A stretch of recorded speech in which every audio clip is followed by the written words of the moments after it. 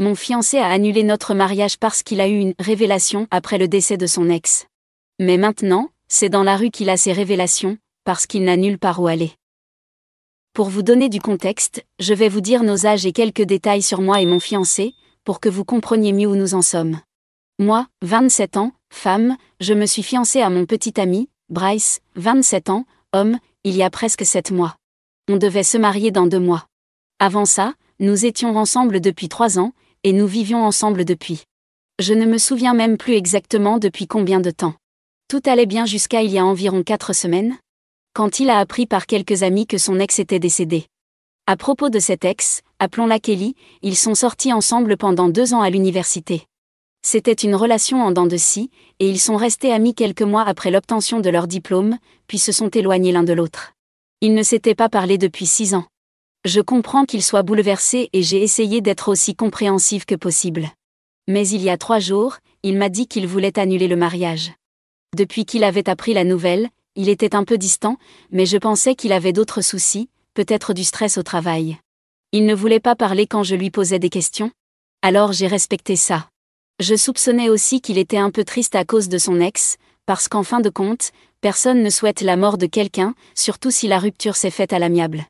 Donc, j'ai essayé d'être la plus patiente et présente possible en tant que fiancée, mais il continuait à se refermer sur lui-même. J'ai essayé de lui laisser de l'espace et ça avait l'air de l'aider pendant un moment, donc je pensais que les choses s'arrangeaient.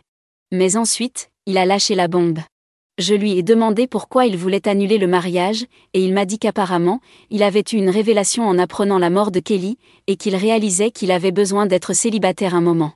Les choses ont dégénéré très vite après ça, parce que quand il m'a juste dit qu'il voulait annuler le mariage, j'étais encore prête à en parler et à essayer de résoudre les choses.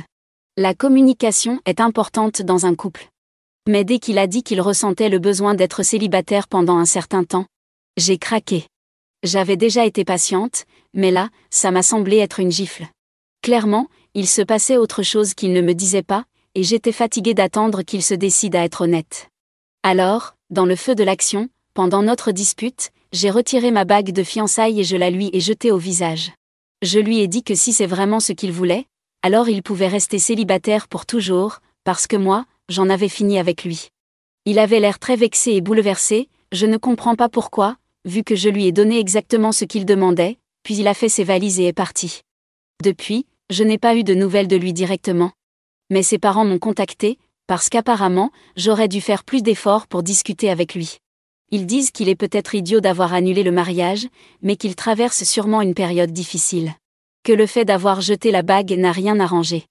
Ils disent que j'ai été insensible parce qu'il vient de perdre quelqu'un qui comptait pour lui, et que c'est sa manière de gérer son deuil, qu'il est sous le choc, et que c'est pour ça qu'il prend ce genre de décision. Ils pensent que j'aurais dû être plus patiente, attendre quelques jours pour qu'il reprenne ses esprits, et ils ne sont pas contents de moi. Ils veulent que je m'excuse pour mon comportement. Franchement, je ne suis pas d'accord, je pense qu'il a mérité ce que j'ai fait. Donc, est-ce que je suis la méchante d'avoir rompu avec mon fiancé pendant qu'il faisait le deuil de son ex ? Eddie. J'ai réalisé que j'avais oublié beaucoup de détails dans mon message initial parce que j'étais pressée. Déjà, la mort de Kelly n'était pas inattendue. Il a contacté ses parents après avoir appris la nouvelle, et on a découvert qu'elle était décédée dans son sommeil. Elle était malade depuis un moment. Elle avait été diagnostiquée avec une leucémie il y a 2 ans, mais seuls ses proches et sa famille étaient au courant de sa maladie. Comme elle et Bryce ne se parlaient plus depuis longtemps, ils ne savaient rien. Voilà à quel point ils étaient proches, ils ne s'étaient même pas parlé depuis des années. Donc je peux comprendre qu'il soit triste, mais de là à annuler notre mariage ?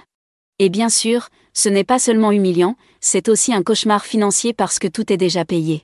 Le mariage est dans 2 mois, bon sang. Quand il a commencé à parler de vouloir être célibataire, je lui ai aussi parlé de ça.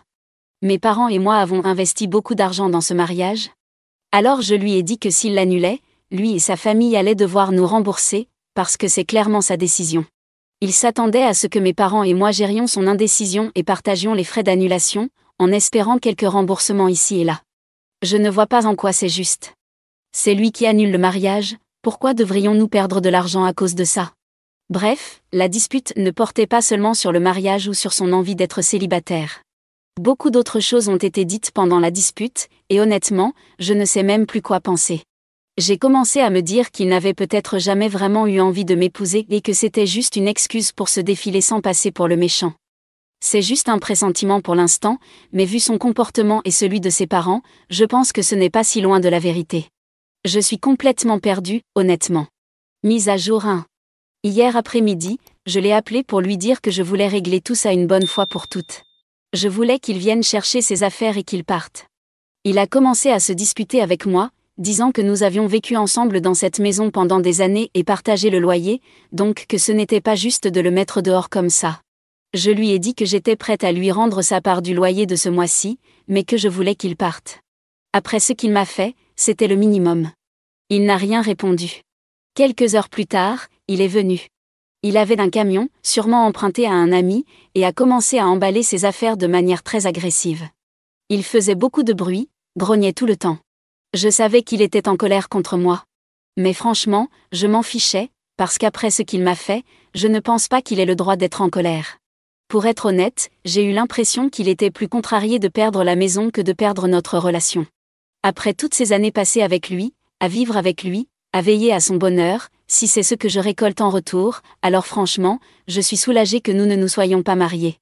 Je ne peux pas imaginer un mec plus bouleversé par le fait de perdre son logement et de devoir retourner vivre chez ses parents que par celui d'annuler son propre mariage. Mais encore une fois, c'est lui qui l'a annulé, donc j'imagine que c'est naïf de ma part d'attendre de lui qu'il ressente une quelconque culpabilité ou un quelconque remords à ce sujet. Bref, après un moment, une fois qu'il a fini de tout emballer, il a commencé à charger ses affaires dans le camion. Même là, il n'arrêtait pas de marmonner dans son coin. Au bout d'un moment, ça a commencé à sérieusement m'agacer, alors je lui ai dit que j'aimerais vraiment qu'il arrête, parce que j'essayais de regarder quelque chose et que ça me dérangeait. Et c'est là que j'ai fait une grosse erreur, parce qu'il a utilisé ce moment comme excuse pour démarrer une dispute avec moi. Juste là, sur le coup. Il a commencé à dire que puisque je ne lui avais toujours pas écrit de chèque pour lui rendre sa part du loyer, l'appartement lui appartenait aussi, et qu'il avait donc le droit d'y faire ce qu'il voulait. Naturellement, ça m'a mise en colère, je me suis levée, j'ai immédiatement écrit le chèque et je le lui ai tendu. Ensuite, je lui ai dit qu'il devait partir immédiatement parce que j'en avais fini avec lui. J'étais déjà fatiguée de lui, de ses plaintes, de sa colère, de tout. Mais ensuite, il a décidé de déchirer le chèque en petits morceaux juste devant moi et de me le jeter au visage. Il m'a dit qu'il avait changé d'avis et qu'il ne partirait plus. Que l'appartement était aussi le sien et que je n'avais aucun droit de le mettre à la porte comme je le faisais. À ce moment-là, j'ai enfin perdu mon sang-froid. Jusqu'ici, j'avais essayé de rester calme parce que je pensais que plus vite il partirait, mieux ce serait pour nous deux. Mais depuis le moment où il était arrivé, il essayait clairement de me pousser à bout. Et j'ai craqué. J'ai commencé à lui hurler dessus, à lui dire qu'il devait partir ou que j'allais appeler la police, et ce n'était pas une menace en l'air. Il a commencé à me traiter de folle et a dit que c'était exactement pour ça qu'il ne voulait plus m'épouser, parce que, selon lui, je n'étais pas saine d'esprit et qu'il y avait quelque chose de profondément anormal chez moi que je devais faire soigner. Il a commencé à inventer des excuses, en me les balançant au visage, prétendant que je l'avais forcé à se fiancer et à commencer à planifier le mariage, alors qu'il n'était pas prêt. Juste pour être clair, ce n'est pas du tout ce qui s'est passé. Quelques semaines avant qu'on se fiance, j'avais simplement évoqué l'idée de se marier. Comme n'importe quel couple ensemble depuis un moment, et à mon âge, ce n'est pas vraiment surprenant. Oui, je voulais me marier. Je voulais fonder une famille, et comme j'étais avec lui depuis un bon moment, je voulais aussi savoir où il en était sur ce sujet. C'est tout ce qui s'est passé. Je ne lui ai jamais dit que je voulais qu'il me demande en mariage tout de suite ni que je voulais me marier dans l'année ou autre chose du genre. Je ne lui ai jamais lancé d'ultimatum, alors je ne sais pas d'où il sort cette histoire de forçage. Je pense que c'était juste une autre excuse pour qu'il puisse se poser en bon gars et me faire passer, moi, pour la méchante. Naturellement, quand je l'ai confronté à ses mensonges, il a commencé à dire que je le manipulais. Je ne sais même pas par où commencer avec ça, parce que de toute évidence, c'est lui qui essayait de me manipuler. Bref, la dispute a tourné en rond pendant quelques minutes jusqu'à ce que je sois juste épuisée et que je lui dise que si lui ne voulait pas partir, alors moi je le ferais. Parce qu'à ce stade, je m'en fichais complètement. Tout ce que je voulais, c'était m'éloigner de lui, parce qu'il était évident que tout l'amour qu'on avait partagé au fil des années avait disparu, et qu'il essayait maintenant de me pousser à bout. Je m'étais promis de ne pas pleurer devant lui, parce que je ne voulais pas qu'il me voie faible, et je ne voulais pas lui donner cette satisfaction. Mais c'était devenu trop dur pour moi, et je ne pouvais plus me contrôler. Alors j'ai craqué, j'ai fondu en larmes et je me suis effondrée en pleurant sur le canapé. Si tu crois qu'il aurait au moins montré un peu d'empathie ou de compassion à ce moment-là, tu te trompes. Même à ce moment-là, il n'a pas été fichu d'avoir un minimum d'humanité. Même quand j'étais en train de pleurer sur le canapé, au lieu de me réconforter, il a commencé à marmonner qu'il ne voulait pas me voir pleurer et qu'il n'avait jamais voulu me briser comme ça. Mais au final, selon lui, c'était aussi ma faute, parce que je n'avais pas besoin de commencer une dispute alors qu'il s'en allait déjà. Même là, il insistait pour me manipuler, essayant de me faire croire que c'était moi qui avais lancé la dispute alors que c'était clairement lui qui était devenu agressif dès le début. Mais à ce moment-là, je n'avais littéralement plus la force de continuer à me disputer. Je pleurais juste, parce que la situation était irrécupérable. Et je pleurais parce que ce n'était plus l'homme que j'avais connu pendant toutes ces années. Ce n'était plus l'homme dont j'étais tombée amoureuse, et certainement pas l'homme que je pensais épouser. À un moment, je ne savais même plus qui il était, et ça m'a véritablement brisé le cœur. Son comportement m'a anéanti parce que, même si on s'était déjà disputé avant, ça n'avait jamais été aussi grave. Jamais aussi toxique. Il n'avait jamais essayé de me détruire comme il l'avait fait récemment. Je n'ai aucune idée de ce qui a pu lui arriver, mais quelque chose a clairement changé chez lui pour qu'il agisse ainsi, et je ne pouvais tout simplement plus supporter ça. Alors jusqu'à ce qu'il parte, je n'ai fait que pleurer. Et même après son départ, j'ai pleuré pendant encore une demi-heure. Je me suis littéralement endormie en pleurant et j'ai fait une sieste sur le canapé. Quand je me suis réveillée, il était déjà minuit. Donc, en gros, je n'ai pas dormi de la nuit, et j'écris tout ça maintenant à 4 heures du matin. Quand il est parti, il ne marmonnait plus rien, il est parti dans le silence. Il n'a pas essayé de me réconforter, et il ne m'a même pas dit au revoir. Même en quittant l'appartement, il s'est contenté de fermer la porte et de s'en aller. Est-ce que je me sens mal à propos de tout ça? Oui, bien sûr. Je n'y peux rien. Malgré tout ce qui s'est passé, je ne peux pas juste oublier que c'était l'homme que je pensais épouser. Peut-être qu'il a vraiment eu une sorte d'épiphanie après avoir appris la mort de Kelly, mais honnêtement, je pense qu'il a juste utilisé ça comme excuse pour masquer le fait qu'il ne voulait plus se marier. Ça fait déjà quelques jours que je ressens ça. J'en avais parlé dans un précédent post aussi, mais aujourd'hui, je suis presque certaine que c'est exactement ce qui s'est passé. Parce que sinon, je ne vois aucune explication logique ou rationnelle à son comportement. Les accusations qu'il m'a faites étaient clairement des projections. Il pensait que je l'avais forcé à me demander en mariage, alors qu'il l'a fait de son plein gré. Et maintenant, il ne supporte pas d'avoir tout gâché lui-même. Il essaie de me faire passer pour la méchante, mais ça ne marchera pas, parce que je me souviens très bien de la façon dont les choses se sont passées, et je ne le laisserai pas me manipuler en me faisant croire que tout est de ma faute. Ce qui me blesse le plus, c'est qu'après toutes ces années ensemble, il n'a même pas été capable d'être honnête avec moi. S'il ne voulait pas se marier, s'il ne se sentait pas prêt, il aurait pu le dire. Oui, ça m'aurait blessé, c'est sûr, mais au moins, ça aurait été la vérité. Mais maintenant, je sais qu'il ne m'aimait pas assez pour être sincère et transparent avec moi. Pour lui, il était plus important de sortir de tout ça en passant pour le gentil que de dire la vérité à la femme qu'il prétendait aimer. Donc il ne mentait pas seulement à moi, il se mentait aussi à lui-même, et tout ça est vraiment triste. Je ne sais même plus quoi penser de rien. Je suis juste profondément déçue par lui, au-delà des mots. Tout ce que je peux dire, c'est que je suis contente que le mariage ait été annulé, parce que je ne pense pas qu'il aurait été heureux avec moi, et je n'aurais pas été heureuse avec lui si les choses devaient se passer comme ça. Mise à jour 2. Cela fait quelques semaines depuis ma dernière mise à jour. Bryce, ses parents et mes parents ont commencé le processus d'annulation de tout. Mes parents ont été assez gentils pour ne pas m'en vouloir à cause de tout ça, et comme Bryce et ses parents ne veulent plus me parler, ils ne m'ont pas contacté non plus. Évidemment, je traverse une période très difficile. Et les 2 dernières semaines ont été un véritable combat mental pour moi. Tout ce que j'ai fait, c'est aller au travail et rentrer chez moi, et même si je tiens le coup au travail, c'est uniquement parce que je suis obligée. Mais à la maison, je m'effondre complètement. Évidemment, ce n'est pas sain, donc j'ai commencé à essayer activement d'éviter de penser à Bryce ou à quoi que ce soit qui le concerne. J'ai rangé chaque petite chose qui me faisait penser à lui, simplement parce que je ne voulais plus y penser. Je ne sais pas si c'est sain ou non, mais c'est la seule manière dont j'arrive à gérer pour le moment. Je ne suis pas prête pour une thérapie, et je n'ai pas vraiment le temps non plus, donc pour l'instant, ce n'est pas quelque chose que je considère. J'ai aussi archivé toutes mes conversations avec lui. Ça m'a fait encore plus mal que de mettre fin à notre relation, mais je devais le faire. J'ai aussi supprimé toutes nos photos ensemble de mon téléphone, mais elles sont encore dans le cloud. Je ne pense pas être prête à les effacer complètement, donc je les laisse là. Mais j'essaie de ne pas y accéder. À part ça, j'ai apporté pas mal d'autres changements dans mon mode de vie. J'essaie d'aller à la salle de sport pour me vider l'esprit. J'ai commencé à courir le matin, et depuis quelques jours, même si je ne suis pas exactement heureuse, au moins je ne m'effondre plus en larmes toutes les 2 secondes, donc je considère ça comme un progrès. On n'a toujours fait aucune annonce.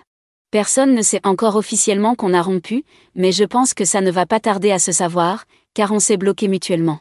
Donc, clairement, on ne se suit plus, et si quelqu'un essaie de fouiner un peu, il comprendra. Et puis plus évidemment encore, on a supprimé le post qui annonçait nos fiançailles et toutes nos autres photos ensemble. Donc oui, si quelqu'un cherche un peu, ce sera très facile de voir qu'on s'est séparés et que le mariage est annulé.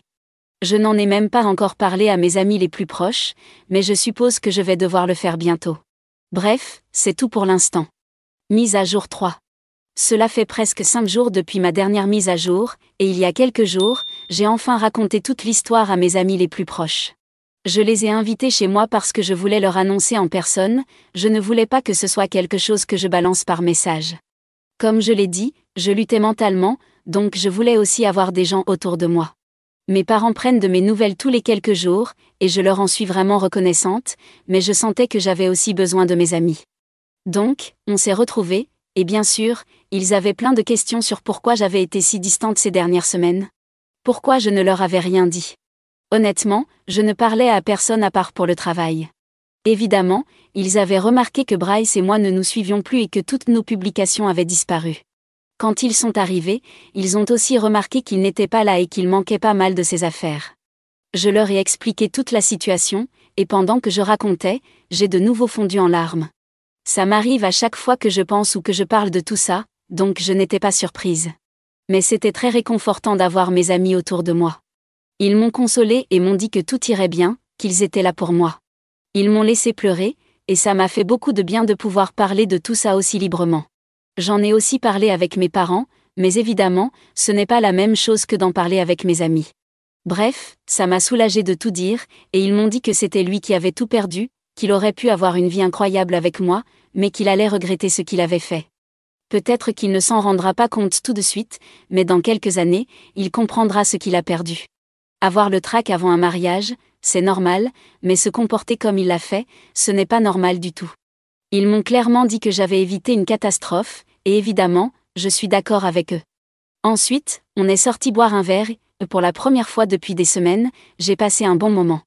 C'était il y a quelques jours, et puis hier, Bryce m'a appelé. Je l'avais bloqué sur les réseaux sociaux, mais je n'avais pas bloqué son numéro. Il m'a dit qu'il avait besoin que je le débloque parce qu'il voulait publier une déclaration conjointe sur Instagram pour dire qu'on s'était séparés. Il voulait que ce soit une décision prise à 2 pour que ça ne paraisse pas unilatéral.